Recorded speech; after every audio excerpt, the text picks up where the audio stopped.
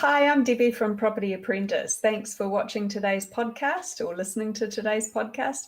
Today's subject is my top tips for late starters. So if retirement is right around the corner for you, you might be thinking that it's too late for you to start investing in property. You might be wishing that you'd started 20 years ago. However, it's not necessarily true that you've missed the boat completely. It will depend on how much time you've got left until retirement, what your borrowing capacity is, and what your equity and or cash flow position is. So bearing in mind that this isn't the forum for individual financial advice, because obviously I don't know anything about your individual financial position and you can't tell me through a podcast, here's some general tips for you to consider. Step number 1, speak to a mortgage advisor as soon as possible. You need to determine what your purchase capacity is based on both your equity and your available provable income. So if you don't have large amounts of cash available that you can use to buy property, you'll also need to understand what your mortgage payments would be on a purchase. For example, if the bank's only willing to give you a 10-year loan term on principal and interest, this is going to cost you a lot more than someone who can get a 30-year loan on interest-only terms for at least the first 5 years. Secondly, you need to reduce the risk of making a mistake. Time fixes most mistakes in the property market, but if your time frame's limited, it's vital that you reduce the risk of making a mistake because you won't have the benefit of time on your side to do the healing for you. When it comes to property, a bad decision can take a decade and sometimes more to recover from financially. With property investing, the more you know, the lower the risk.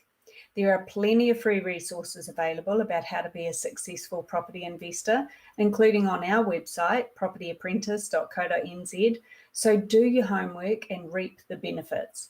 Then when you find the right property, make sure you do thorough due diligence on that property before you go unconditional. That way you'll ensure that you don't inadvertently buy a lemon that could ruin your retirement.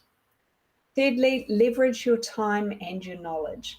If you're going to rely on personal experience and free resources to gain your knowledge, that can take several years.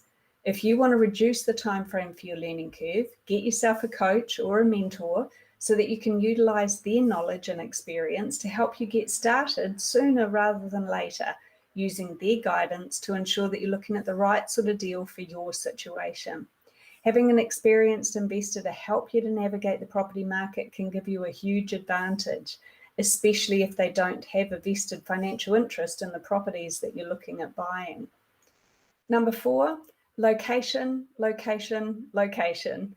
The best place for you to invest might not actually be in the same city or the town that you live in, especially if you're close to retirement age. Be prepared to look further afield if necessary. You need to balance both cash flow and long-term capital growth. Avoid small towns in the middle of nowhere, especially if they've got a shrinking population.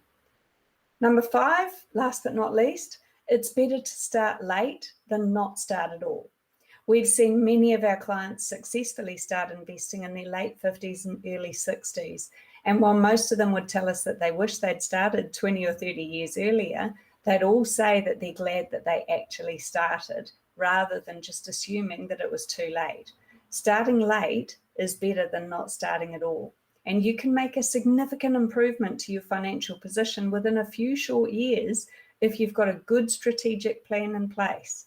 You might not be able to achieve the same results that you could have if you'd started 30 years ago, but hindsight's always got 20/20 vision. So even though you can't buy a property yesterday, you can certainly start today, as long as you've got either the cash resources or the borrowing capacity to allow you to do it. Thanks for listening.